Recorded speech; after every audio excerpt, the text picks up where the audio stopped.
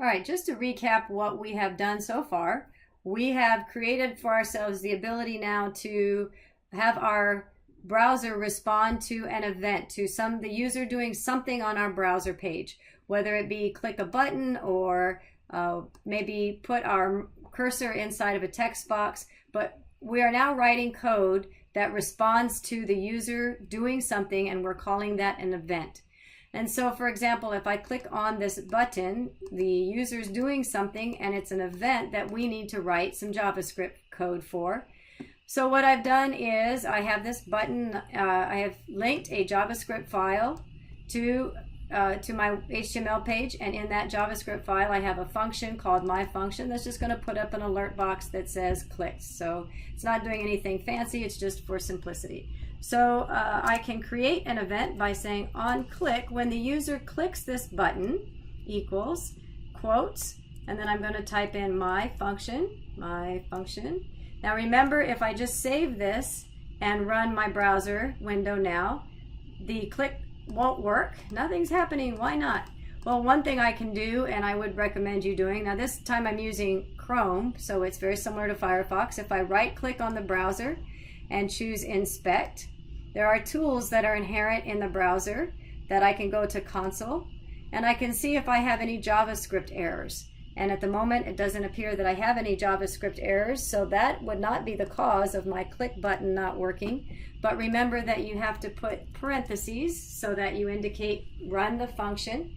Now if I save it and I reload and I hit click, there is that alert box. And just to see this, the inspect in works. If I spelled alert wrong, I spelled it with alerts instead. And then I load the browser and I click here, I'll get an error that's saying alerts is not defined. It doesn't know what alerts is, and so it's giving me the file name and the line number of where that error was generated from. So this is a helpful tool, and I'm going to leave it up just to see if I've created any errors along the way. If I refresh and click here, and now I'm good to go. All right, so that's sort of a rehash from what we've done before.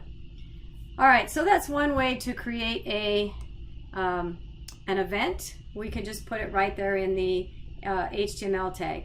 But as we've seen with CSS, it's always good to remove whatever code we can from our HTML. And in this case, we're going to I'm going to delete this, and I'm going to create the click event from within my JavaScript page. And the way that we'll do that is, let's see. First thing I'm going to do is I'm going to create a variable, and I'll call it my button. And I need to get a hold of that button. Remember, by using get element by ID, I can get a hold of that entire element, which is what I want to do next. So I'm going to do document. Remember, you have to start at the very top level of your treasure map, if you will, or in this case, our document tree, and we'll see more of that in a little bit. Document.get element by ID, element by ID. And then in parentheses, the ID of the button that I want to get a hold of, which is the button, and in the semicolon. So now I've got a hold on that element, and I'm going to attach what we call an event listener. So I'm going to take that variable or that element, button, and I'm going to add an event listener. Okay? And the way that you add an event listener is, first of all, the first argument that you're going to send is the event that you want to have the browser respond to. In this case, it's a click event. Notice I said click and not on click. So when you're writing the event from right within the tag itself, then you use on click. But when you're writing the event from outside, right in the JavaScript itself, we take off the on portion of that and we just write the word click. And so the next, so I'll put a comma, and my next argument then is going to be the name of the function that I want it to run. So I'm going to put in my function, and I'm going to have several things going on here. I'm going to put the parentheses like we've done in the past, and I'm going to save this. All right, so let's see what happens. I'm going to go ahead and run this and see what comes up. Oh, I've got an error right off the bat. Okay, so let's walk through these errors and see if we can kind of troubleshoot what's going on. So the first error is saying I cannot read the property add event listener of null. And so what's happening is if you remember from one of our past videos, when the browser read all of these lines of code, it rendered them line by line, and it first came to this JavaScript tag. So before it did anything else, it went over happily to the events.js page and started reading the JavaScript. And it immediately started to work on what it saw. Because this isn't in a function, it immediately tried to assign a value, document get element by ID, the button, to this variable. But if you remember from our prior video, that HTML hasn't been rendered yet. So as far as the browser is concerned, this element doesn't exist, and now we're getting an error. So the way that we fix that is we're going to make sure that all of those elements are loaded before we run our code. So I'm going to move that link to the bottom of this, my HTML. It's above the body, but it's at the very bottom. So now I'm going to ensure that all of my elements are loaded first before I try to use a get element by ID on it. So let's run it now and see what happens. All right, well, I got rid of my error, but how come my button popped up? My clicked ran. So this ran right away, but it's not supposed to run unless I click on that button. So what happened there? Okay, so this concept can get a little confusing at first, so we're just got to throw ourselves into it and get used to the idea. When we use JavaScript functions, in this case, I put some parentheses beside the my function. What parentheses tell the browser to do when it encounters a parenthesis, it says, I've got to run that function immediately. So it's similar to assigning a value to a variable. We are saying, just go ahead and run it right now. Just as if we had written it in our code. Remember, if we had done script, let me see if I can spell correctly. If I had run script and I said my function in my script, my function, there it is, and I put a parenthesis, JavaScript, the browser would say, oh, I've got to go run that function right now, and it would come over here and run that function immediately. That's what the parentheses are saying to do. However, that's not what we want to have happen. We're just letting this event listener know when the user clicks on this, when the user clicks on the button, you'll utilize this, you'll run that method or that function at that time. Not now, not immediately, only when that button is pushed. And so now I leave the parentheses off, rerun the code, and when I hit click here, you'll see only at that time this method will run. So it gets a little confusing at first, and sometimes you'll be frustrated. You're like, why is it running and why is it not? When do I put the parenthesis and when do I not? And just as the more and more practice you get, you'll get comfortable with when to use it and when to not. But for now, remember that if you are putting it in your add event listener, you do not, and you're putting in a function name, you don't put the parentheses. If you are on the opposite end and you are actually putting it in on click here equals, and then my function, then you do need to put the parentheses here. So maybe in the short run it's just memorizing it, but recognize that there is definitely a difference between putting in parentheses and not putting in parentheses. If I left the parentheses off here, this code wouldn't work. If I put the parentheses on here, it will work. So maybe that's just something you memorize or write in your notes, but as you get comfortable, as you more and more practice, it'll just become kind of second nature. So we're going to leave off the parentheses here and only allow that, or only ask that function to run when this event gets fired, as we call it. So let's just make sure that that's all working. And sure enough, that's working perfectly. All right, so let's add another event listener. Let's add an event listener that says when the user clicks inside this text box, let's change the color of that text box to green or something different, just for a visual. All right, so we're going to do the same concept where I'm just kind of rehashing what we've done here. So we're going to give this an ID so that I can get to it uniquely. I'll call it ID equals quote text box maybe. Okay, and now when I run my HTML, I'm going to, or load my document, I want to create an event listener. My text box equals document, get element by ID, and then the name of that ID, which was text box. Okay. And now I want to add an event listener to that one. So what we're going to do is we're going to do my text box. And this time I'll add event listener. The name of our event listener on this one is going to be focus. In other words, when the user clicks inside this box, when this box receives focus, that is an event. Then we'll create another function. Let's call it, let's say, I don't know, new function, because, you know, I'm creative with my words there. Okay, oh, no parentheses, remember? Okay, I forgot. All right, so now we need to create that function. Function,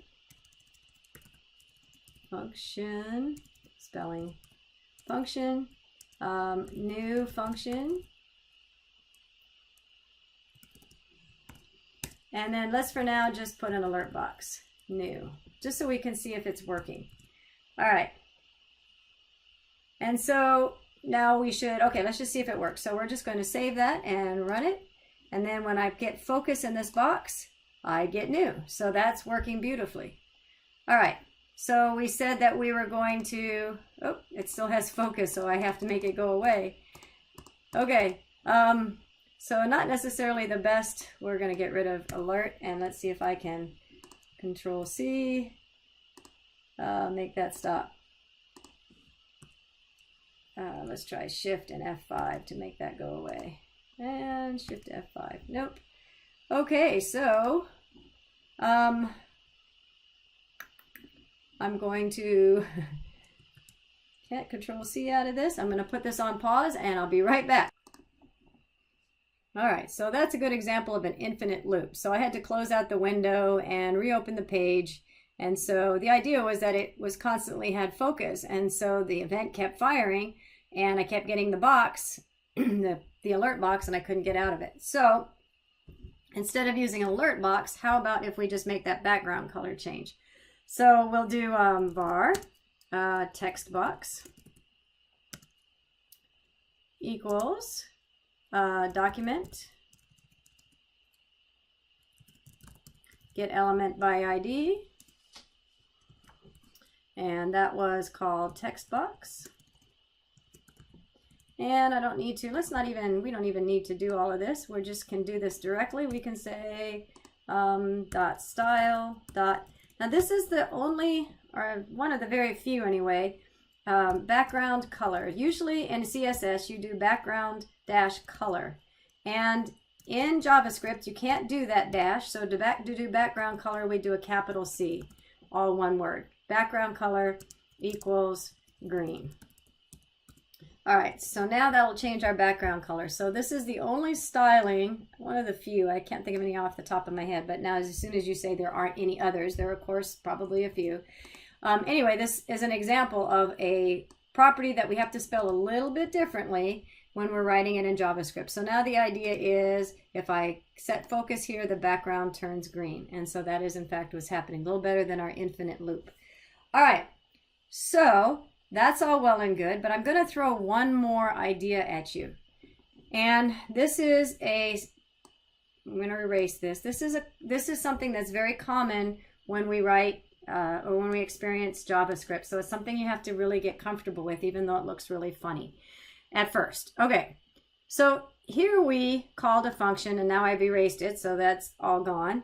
But we're very comfortable with naming our functions. So here we have this function and we have a name that we can call anywhere. We can call it from our scripts up here. We can call it anywhere we want. We've got this function that we can call by using the name myFunction.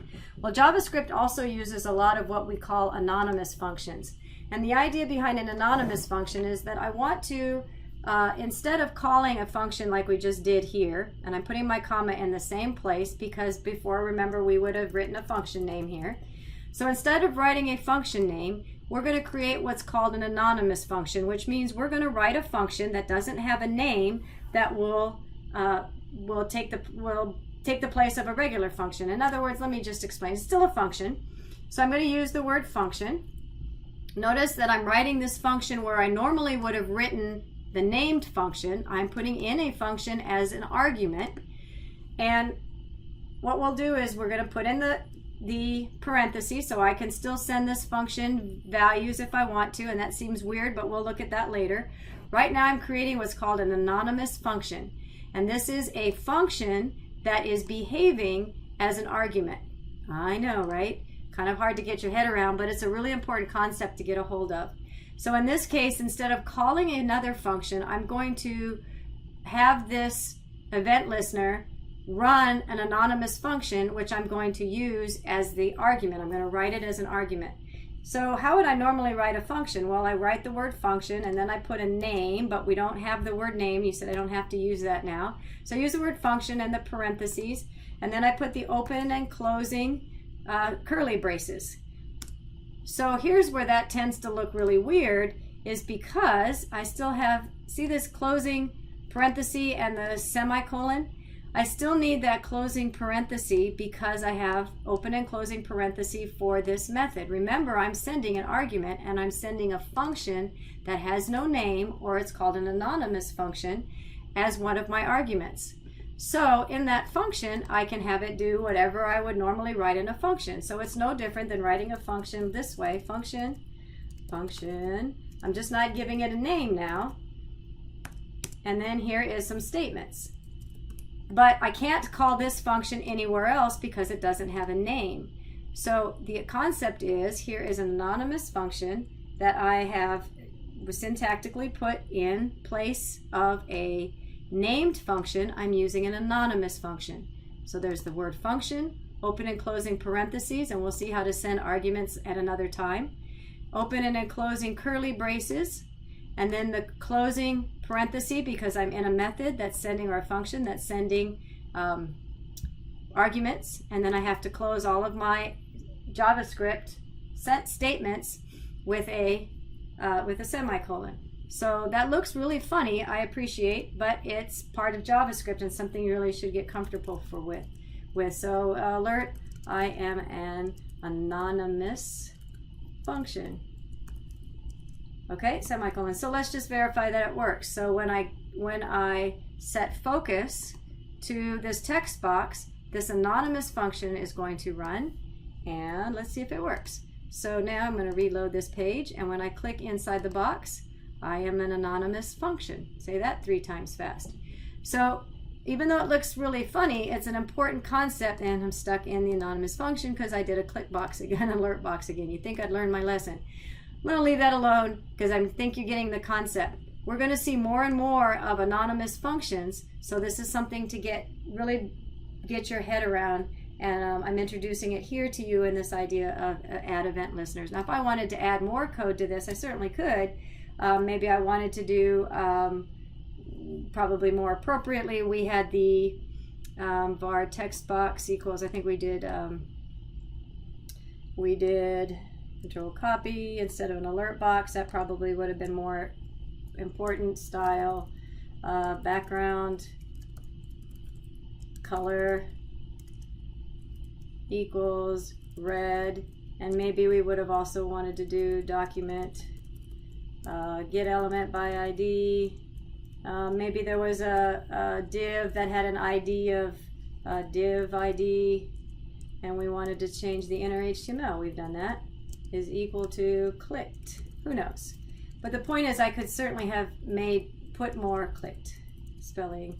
I could have put more statements in here. It's just a regular function at this point that even can call other functions if I wanted to. If for some reason I needed to call my function, I could do that. There you go. So hopefully this is probably a little weird at first, but is something that, as spelled function wrong, as we get moving along, you'll get, again, more and more comfortable with.